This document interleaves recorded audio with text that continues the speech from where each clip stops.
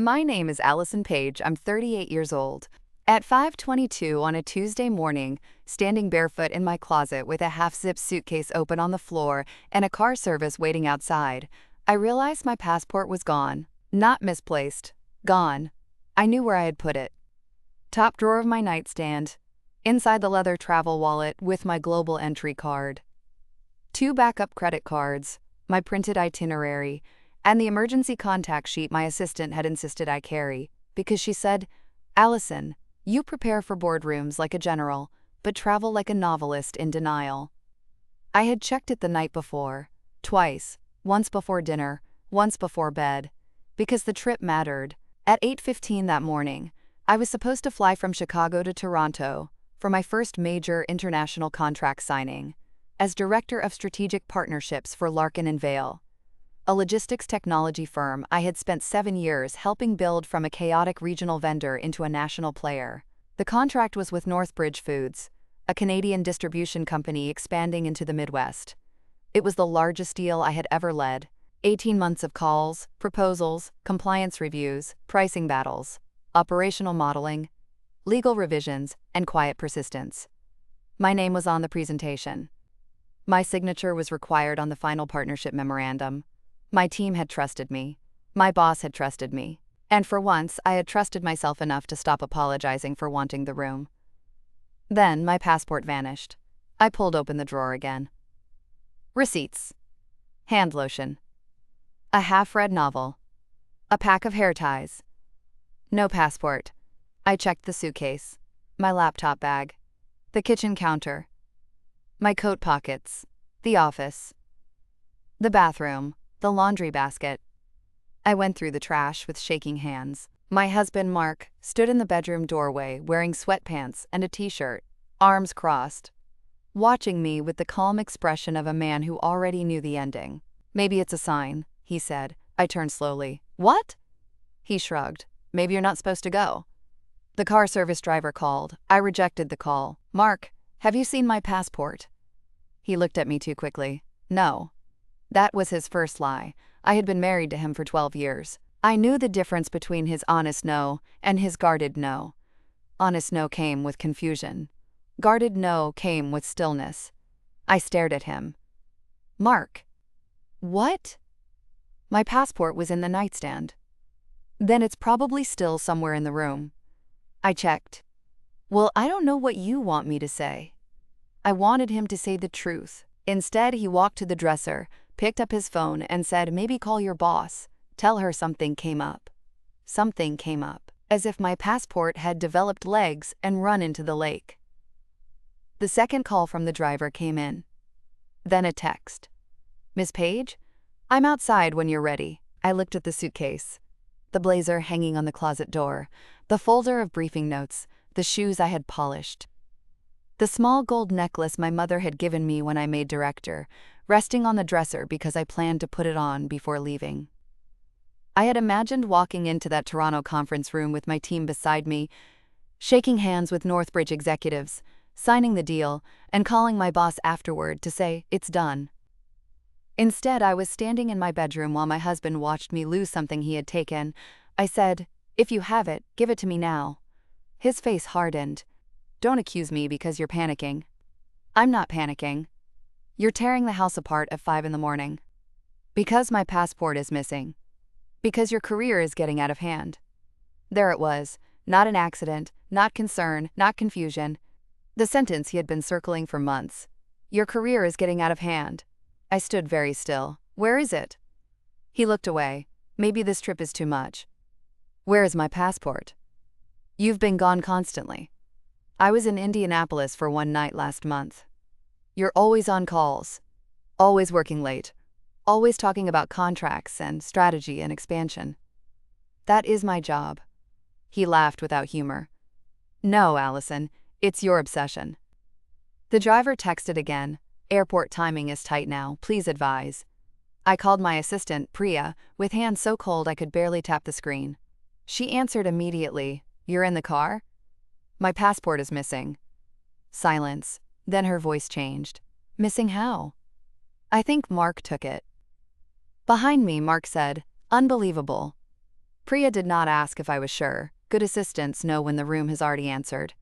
She said, "I'll alert Jenna and legal. We'll try to shift the signing." Jenna was my boss. I closed my eyes. "I'm gonna miss the flight." "We'll handle what we can." No. We would manage what we could. Handling was impossible. At 6:09, the plane began boarding without me. At 7:14, Priya confirmed the signing could not be moved without all parties present. Northbridge's CEO was leaving for Europe that night. Their legal counsel had flown in. Their board chair was attending. Their technology integration team had built the day around me. At 8:42, Jenna called. Her voice was calm. Too calm. "Allison, tell me exactly what happened." I told her what I knew, not what I could prove. That the passport had been in the drawer the night before. That it was gone by morning. That Mark had made comments about my career getting out of hand. That he had denied taking it. That I had missed the flight. Jenna listened, then said, "Do you feel safe?" The question startled me. "Yes." "Do you have reason to believe this was deliberate sabotage?" I looked toward the kitchen where Mark was making coffee, as if the morning had merely been inconvenient. "Yes." Jenna exhaled slowly. "I'm sorry." Those two words nearly broke me, not because of the trip, because someone at work understood faster than my husband ever had. By 10:30, the contract signing had been postponed indefinitely. By noon, Northbridge sent a formal notice expressing concern about reliability, executive availability, and operational readiness. By 3:15, our legal department began reviewing reputational damage, and at 4:07, Mark's boss called him. Not mine, his. Mark worked as Senior Procurement Manager for Halden Industrial Systems, a supplier that had recently been negotiating a secondary service contract with Larkin & Vale through Northbridge's expansion network. He did not know that. He had never listened long enough when I explained the deal. He heard Toronto and contract signing and my team, and decided my ambition needed correction. He did not hear that his own company was a named downstream vendor in the deal he ruined. At 4:09, Mark stepped into the hallway and answered. I heard only his side at first. "Hi, David." Pause. "What signing?" Long pause. "No, I don't know why Allison missed it." Then his voice lowered. "What do you mean Halden was impacted?" I stood in the kitchen doorway. Mark turned toward me. For the first time all day, he looked afraid. David Keller, his boss, asked him why my absence had delayed a contract involving Halden's projected equipment supply schedule, Northbridge's Midwest rollout, and a procurement package Mark's own department had been counting on to meet quarterly targets. And that was when my husband began to understand that hiding my passport had not made me smaller. It had put a spotlight on him. This is that story.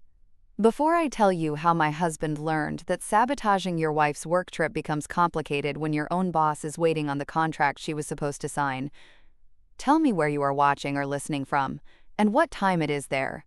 I always wonder who hears stories like this while remembering the moment someone tried to shrink your career and accidentally exposed their own weakness. And if you connect with stories about women who were controlled, underestimated, dismissed, and quietly took their power back, like and subscribe to Ultimate Revenge. Some women do not beg for permission to succeed. Some women let the missed contract reveal who caused the delay. I grew up in Naperville, Illinois, in a house where ambition was considered normal as long as it belonged to a man. My father, Thomas, was an accountant. My mother, Elaine, taught middle school science. They raised me to work hard, speak clearly, save receipts, and never let anyone make ignorance sound like confidence. My mother had wanted to become a biochemist before money, marriage, and expectation pushed her into teaching. She loved her students, but sometimes I caught her staring at documentaries about laboratories with a look I did not understand as a child. When I was 17, she told me, "Do not confuse being loved with being allowed." I thought it was dramatic. I understand now that she was trying to compress 30 years into one sentence. I met Mark Paige when I was 24 at a leadership workshop neither of us wanted to attend. He was charming, steady, and funny in that dry Midwestern way that made sarcasm sound like intelligence. He worked in procurement. I worked in customer operations at a small freight software company. We bonded over bad coffee, corporate buzzwords, and the facilitator's obsession with sticky notes. For the first years, Mark liked my ambition. Or maybe he liked it when it was safely theoretical. He liked that I had goals, liked that I worked hard, liked telling people, Allison's the organized one. When I got promoted to account manager, he brought flowers. When I earned my MBA part-time, he threw a small party. When I became senior partnerships lead, he posted online, proud of my brilliant wife. The trouble started when brilliance became inconvenient, when my salary passed his, when executives began calling me directly, when I traveled without him, when colleagues valued my opinion in rooms where he was not present to interpret me, when my work stopped looking like a cute personality trait and started looking like power. The symbolic object in this story was my leather travel wallet. Deep burgundy, soft from use, initials stamped in gold. AP. My mother gave it to me when I made director. Inside the card, she wrote, "For every room you used to ask permission to enter." I cried when I opened it. Mark smiled and said, "That's nice." Not warmly, not cruelly, just detached, as if the gift represented something he did not want to examine. I used that wallet for every important trip. New York, Dallas, Denver, Seattle. Toronto was supposed to be the first international signing where I led the room. The travel wallet became a ritual. Passport in the left sleeve. Boarding pass printout behind it. Global entry card. Emergency cash. Hotel confirmation. A photo of my mother from her college days tucked into the back, because I liked carrying proof that unfinished ambition could still travel forward through someone else. Mark knew where I kept it. Top drawer. Nightstand. Always. The Northbridge deal began 18 months before the passport incident. It was messy from the start. Northbridge Foods was expanding distribution into the Midwest and needed integrated logistics software, warehouse routing, compliance reporting, vendor coordination, and cold chain tracking. They were large enough to be demanding and careful enough to be slow. 3 competitors wanted the contract. One was bigger than us. One was cheaper. One had better international references. We had me. That sounds arrogant. It is also true. I knew their pain points because I listened when they thought they were complaining. I mapped their vendor relationships, identified gaps, built a phased integration model, and pushed our product team to adjust features we should have improved years earlier. I worked with legal, finance, operations, compliance, and customer success. I learned Canadian regulatory terms I never wanted to know. I rebuilt the pricing structure after their CFO rejected the first one. I handled the relationship when their operations VP threatened to walk. Jenna told me, "This deal has your fingerprints everywhere." I said, "I hope that's not a crime scene reference." She smiled, "Only if we lose it." At home, Mark became colder with every milestone. At first, it was jokes. "Should I make an appointment with your assistant if I want dinner with you? You're basically married to your laptop. Don't forget us little people when you're famous." We had no children, just us. Little people meant him. I tried to reassure him. "I'm busy now, but this deal will close." He said there's always another deal. Sometimes true, sometimes irrelevant. Then came complaints. "You were on calls until 9. I told you this week was heavy. You missed dinner with my parents. I asked you to reschedule. You said it was casual." It became a thing. Everything becomes a thing with your mother. He would roll his eyes. "You think my family is beneath you now." That was new. I had not changed how I felt about his family. I had changed how much unpaid emotional labor I could do while managing a multi-million-dollar contract negotiation. He did not see the difference. His mother, Carol, did not help. She had always believed successful marriages required women to prioritize the home, which sounded lovely until you noticed men's priorities were never questioned with the same softness. At Sunday dinner, she said, "Allison, Mark tells me you're going to Canada for work." "Toronto, yes." "For how long?" "2 nights." She looked at Mark. "He'll be all alone." Mark laughed, but not enough. "I'll survive." Carol said, "A wife's career is wonderful as long as it doesn't make the husband feel unnecessary." I set my fork down. Mark is not necessary because I fail professionally. He is necessary because we choose each other. Carol blinked. She did not like sentences with structure. Mark said nothing. On the drive home, he was angry. "You embarrassed my mother." She embarrassed herself. She was giving advice. She was warning me not to succeed too much. He gripped the wheel. Not everything is about your career. No, but that conversation was. He said, "You're getting arrogant." That word lodged somewhere deep. Arrogant. A woman, recognizing her own competence, is often accused of standing too tall in a room built for her to crouch. I ignored too many signs. That is hard to admit. Mark began asking oddly specific questions about the trip. What time is your flight? Who's going? Why do they need you physically there?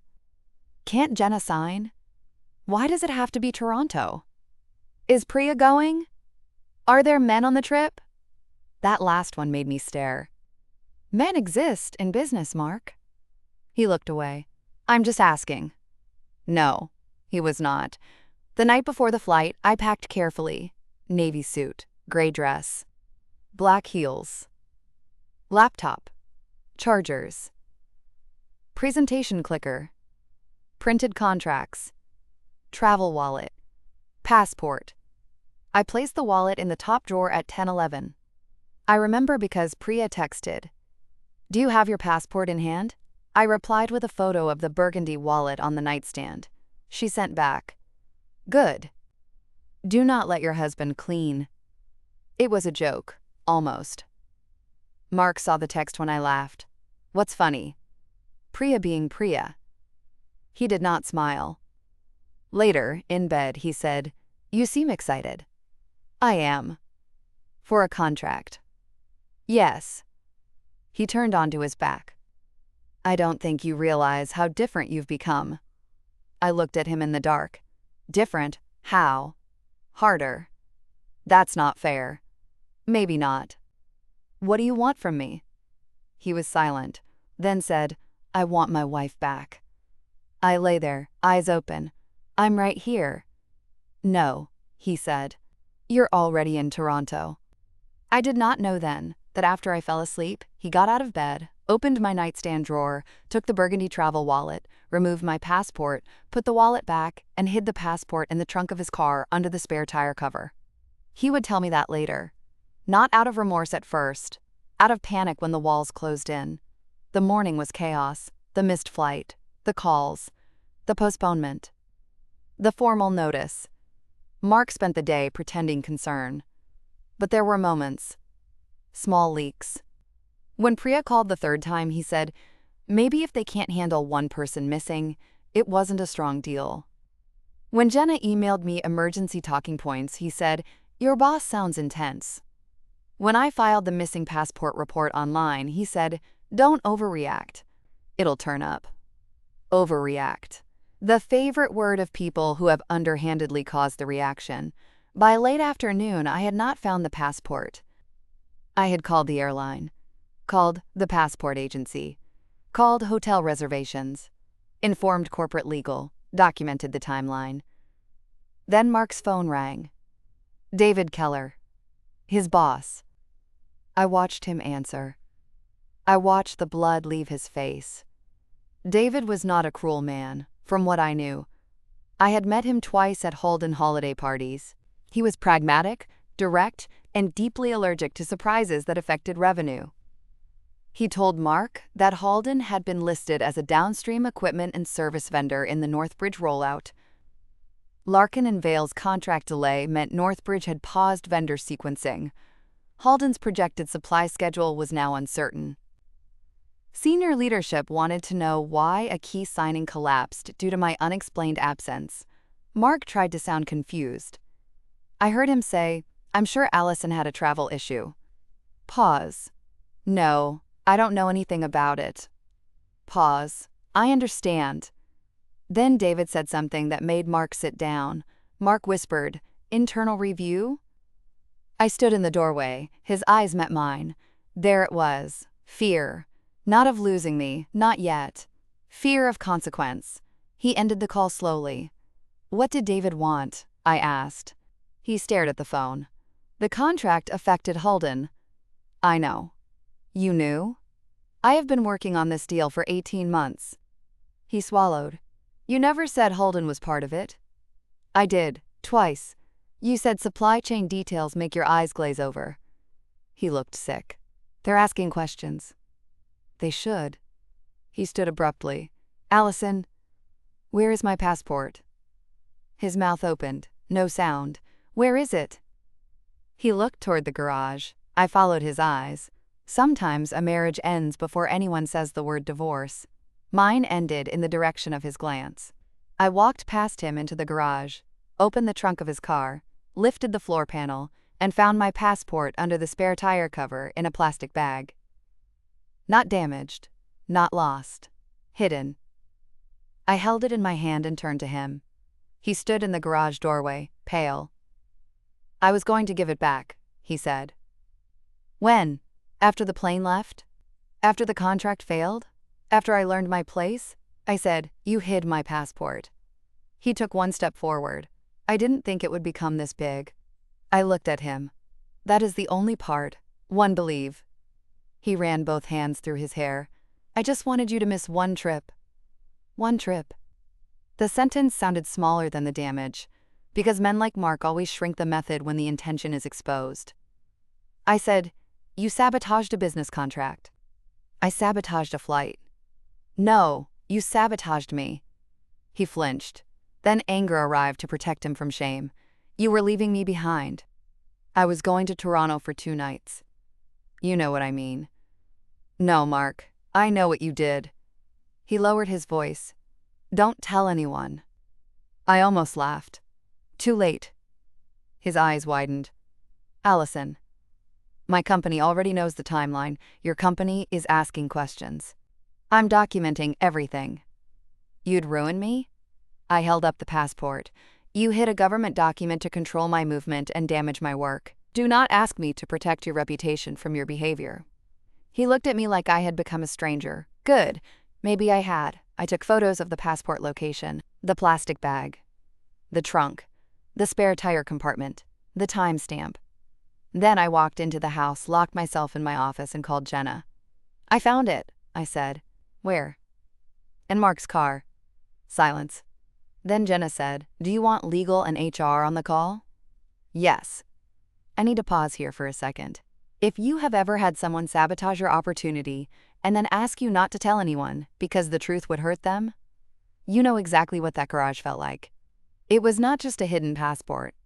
It was control dressed as concern, insecurity dressed as marriage, and career damage treated like a lesson. If this story is hitting close to home, leave a comment and tell me what someone tried to take from you so you would stay small. And if you have not already, subscribe to Ultimate Revenge. The quiet part is over. The next 48 hours were controlled chaos. Professional chaos. Not bedroom chaos. Not family chaos. The kind of chaos with email threads, counsel, documentation, incident reports, and people using phrases like material disruption, chain of causation, and reputational exposure. I gave Larkin and Vale's legal team the timeline. Photo of the passport in my travel wallet the night before. Text from Priya confirming. Car service logs. Missed flight confirmation. My missing passport report. Photo of the passport found in Mark's trunk. My written statement. I did not embellish. The facts were enough.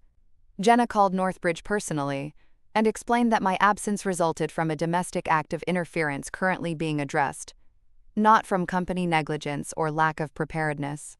That was a delicate conversation. Embarrassing, necessary. Legal helped phrase it. Northbridge's CEO, Margaret Chen, asked to speak with me directly. Her face appeared on video at 6:30 that evening. Allison, she said, I'm sorry this happened. Thank you. I need to ask whether you remain able to execute this partnership. Yes. No hesitation. She studied me. Your company says you are the architect of the deal. I am one of them. That is not what they said. I swallowed. I can be in Toronto tomorrow afternoon if needed. She smiled slightly. Or we can bring the signing to Chicago. I blinked. I'm sorry. Our team can shift. Given Halden's involvement and the disruption, we are already sending representatives to meet with them Friday. We can execute with Larkin and Vale there, assuming all documents remain current. My chest tightened. Yes, we can do that. Good. And Allison? Yes? Do not let this man make you feel professionally embarrassed. The embarrassment is his. I had to look away for a second. Thank you. The signing was rescheduled for Friday in Chicago, not at my house, not remotely. In a conference room at Larkin and Vale, with Northbridge, Larkin and Vale, and Halden representatives present. Which meant Mark's company would be in the room. Which meant David Keller would be in the room. Which meant Mark's hidden passport would become more than a marital betrayal. It would become a business risk. Meanwhile, Halden opened its own internal review. David called me the next morning. Not Mark, me. Allison, I apologize for calling directly, he said. But I need to verify whether Mark had knowledge of your travel disruption before your missed flight. I was sitting at my kitchen table with the passport beside me. David, I need to be careful. Understood. You can refer me to your counsel. I can tell you that I found my passport in Mark's car after he denied knowing where it was. Long silence. I see. I have provided documentation to Larkin and Vale's legal department. Thank you. His voice was measured, professional, angry underneath. Is Mark at work? I asked. He is on administrative leave pending review. There it was, the first external consequence. I did not feel happy. I felt steady. Mark did not. He came home that afternoon after being sent home from Halden. His face was gray. They put me on leave. I know. You talked to David? He called me. You had no right. I looked at him. You hid my passport. He threw his keys onto the counter. I made a mistake. No, you made a plan. That's not fair. It involved waiting until I slept, opening my drawer, removing a passport, hiding it in your car, lying about it, watching me miss a flight, and then asking me not to tell anyone when your boss called. He said nothing. I continued. That is a plan. He sank into a chair. I was scared. Of what? You leaving. I was going to Canada. You know that's not what I mean. Then say what you mean. He looked up, eyes wet now. You don't need me anymore. There it was. The small, frightened thing under the controlling thing. I had compassion for it. I did not excuse it. You decided that if I needed my passport, I would need you? He covered his face. I know how it sounds. How it sounds is better than what it is. He cried then. 12 years of marriage, and I had seen him cry only a handful of times. At his father's funeral, when our first dog died, when we learned we would likely not have children without medical intervention, we later chose not to pursue. His tears still reached me. That was the problem with loving someone who harmed you. Your body remembers the person before the harm. I sat across from him, not beside him. Mark, I am going to a hotel tonight. His head snapped up. What? I need space. I need to prepare for the signing. I need to not wonder if you will hide my laptop, my keys, my phone, or anything else. I would never. He stopped. Good. I'll leave, he said. No, I am choosing where I go. That mattered.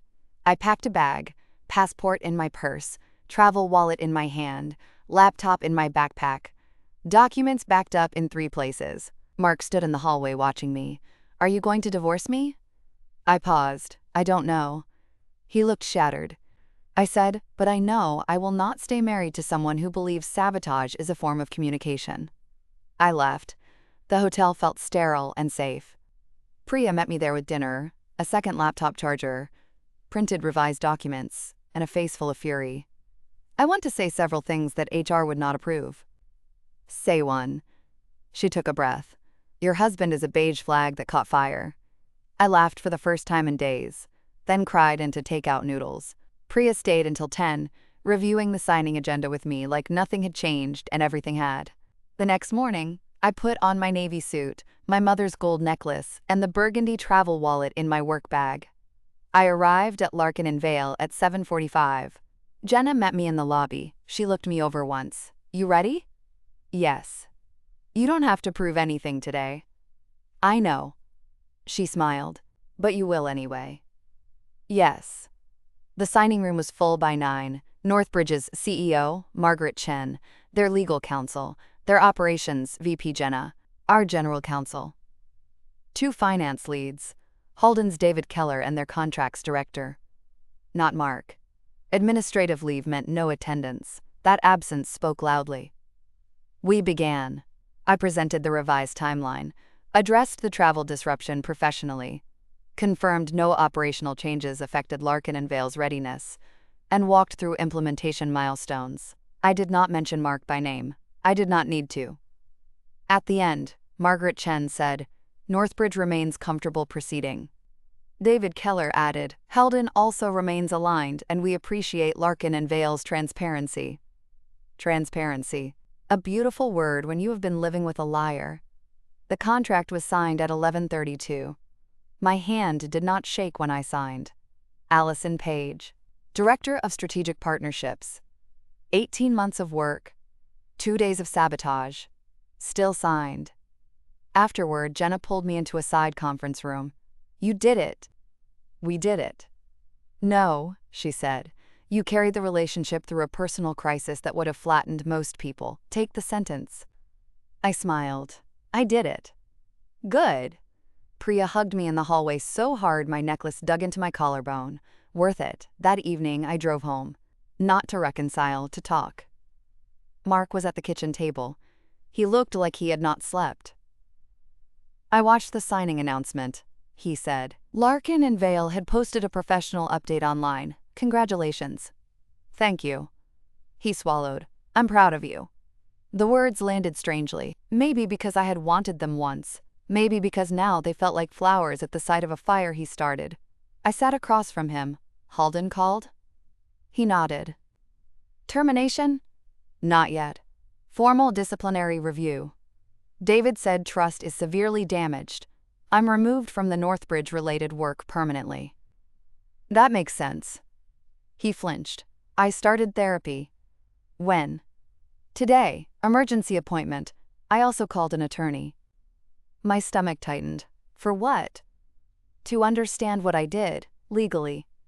"That surprised me," he continued. "I didn't think hiding a passport was—" "I didn't think." "No, you didn't think you'd be caught." He nodded slowly. "Yes.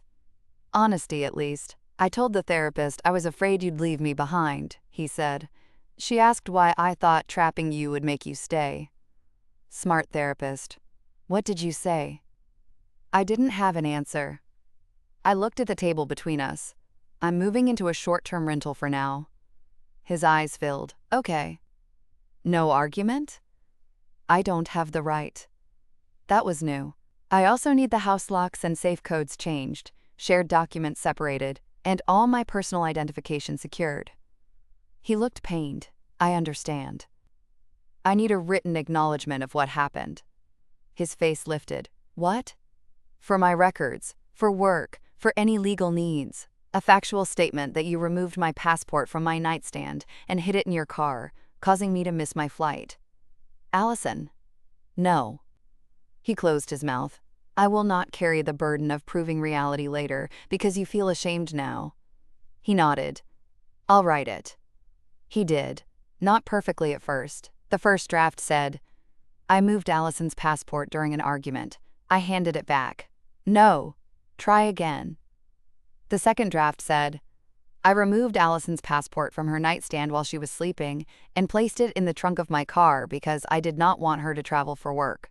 I denied knowing where it was when she discovered it missing. As a result, she missed her flight to Toronto and the contract signing was disrupted." I signed it. Mark Paige. Date. I kept a copy. Legal documents are not romance. They are oxygen when someone has tried to suffocate the truth.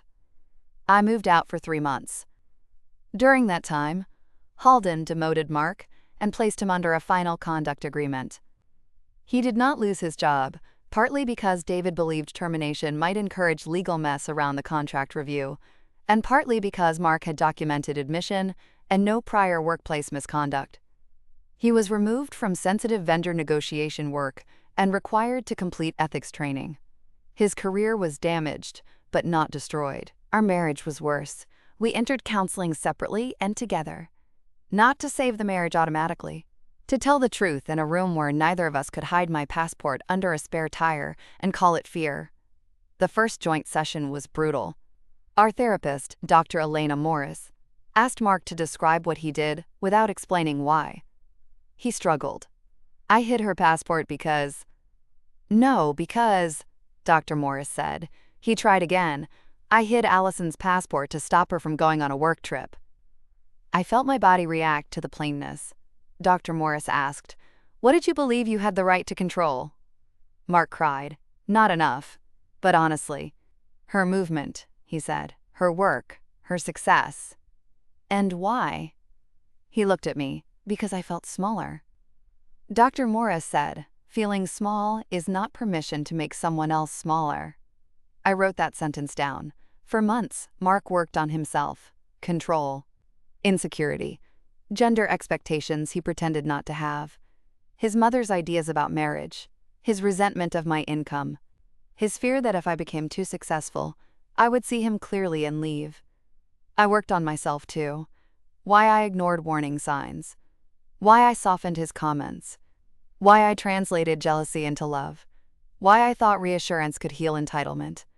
Why part of me still wanted to comfort him when he cried about consequences. We separated finances temporarily. I opened new accounts, changed passwords, secured documents, updated emergency contacts, told my mother everything. She flew to Chicago for a weekend. She sat in my rental apartment with me, holding the burgundy travel wallet. "I told you not to confuse being loved with being allowed," she said. "I know. I wish you hadn't had to learn it this way." "Me too." She looked at me. "Are you going back?" "I don't know." She nodded. "Good. Don't know until you know." That was mother wisdom. No pressure. No script. Just space. Mark did something I did not expect. He called Jenna. Not to plead. To apologize. He asked her assistant for 10 minutes and said he understood if she declined. Jenna accepted a written statement instead. He wrote to her, Larkin and Vale Legal, and David Keller. He acknowledged that his actions caused disruption to a contract process, harmed my professional reputation, and created unnecessary risk for multiple companies. He apologized without asking for forgiveness. He stated that no failure by me had contributed to the mis-signing. Jenna forwarded it to me with one note. "This belongs in your file, not because you need it, but because truth deserves storage." I saved it. Northbridge proceeded successfully. The implementation had challenges because all implementations do. But we met the first milestone ahead of schedule. Holden delivered equipment under revised oversight. David Keller remained professional. Mark stayed far from the account. 6 months after signing, I was promoted to Vice President of Strategic Partnerships. At the announcement meeting, Jenna said, "Allison turns complexity into outcomes." I thought of the passport, the trunk, the garage, the contract room, my signature. Yes, I did. Mark attended the company reception as my guest, only after asking whether I wanted him there. That mattered. He stood beside me, quiet, respectful, and when someone congratulated him on, quote, letting Allison travel so much, he said, "Allison does not need my permission to do her job." I looked at him, he looked back. Small repair, not full absolution, small repair. We did not divorce. That may disappoint some people. It almost disappointed me at first, because clean endings are easier to explain than complicated repairs. But we also did not return to the old marriage. Mark moved back after 8 months, under conditions we both wrote down. No interference with travel. Shared calendar but no approval system. All identity documents secured separately. Continued therapy. No career jokes. No using his mother's expectations as marital guidance. Immediate accountability when insecurity turns into control. And one line I insisted on. Love is not allowed to restrict movement. He signed it. So did I. Not legally binding, perhaps, emotionally binding. A year later, I went to Toronto again. Same client. New phase. This time, Mark drove me to the airport. He did not make jokes. He did not sulk. At the curb, he handed me coffee and said, "Do you have your passport?" I looked at him. He froze. "I'm sorry. Bad joke." It wasn't a joke. No, it was anxiety. I held up the burgundy wallet. "I have it." He nodded. "I'm proud of you." I studied his face. This time the words felt different. Not perfect. Better. "Thank you." Then he said, "And I'll be here when you get back, not because you can't leave, because you're choosing to return." That sentence was the closest he had come to understanding. I kissed his cheek, then I walked into the airport. Alone, not lonely, alone. There is a difference. The Toronto meeting went beautifully. Margaret Chen greeted me with a hug and said, "No travel issues this time?" I smiled. None. "Good. We prefer our partners unsabotaged." I laughed. So did she. Some wounds become jokes only after they stop bleeding. The burgundy travel wallet still holds my passport. It also holds a copy of my mother's note. "For every room you used to ask permission to enter, I no longer ask. Not my husband. Not his mother. Not anyone." The final lesson is not that every marriage can or should survive sabotage. Many should not. Control is not love. Jealousy is not proof of devotion. Fear is not an excuse to restrict someone's movement, damage their work, or hide what they need to succeed. I stayed because Mark told the truth, accepted consequences, documented what he did, changed behavior over time, and never again asked me to make his shame more comfortable than my safety. Had he done anything less, I would have left. I still might have. That was my choice. That is the point. My husband hid my passport before my work trip. His boss asked why I missed the contract signing. And when the truth moved from my nightstand to his trunk, to my company's legal file, to his boss's internal review, he learned what I had been learning for years. A woman's career is not getting out of hand because it grows beyond a man's comfort. Sometimes his comfort is the thing that needs to shrink. Thank you for staying with me through this story. I know some of you have had partners mock your ambition, sabotage your opportunities, hide documents, start fights before big days, guilt you before trips, or make your success feel like betrayal. If Allison's story reached you, I hope you remember that love should not require you to miss the flight, shrink the dream, or apologize for being needed in rooms that matter. Keep your documents safe, keep your evidence, keep your name on your work. And if someone tries to ground you so they can feel taller, let the truth take off without them. Subscribe to Ultimate Revenge for more stories about quiet women, family betrayal, silent comebacks, and the moment the contract reveals who really caused the damage. So tell me, if your husband hid your passport before your first major work trip, and his own boss later asked why you missed the contract signing, would you protect his reputation for the sake of the marriage? Or would you document everything and let the consequences land where they belong?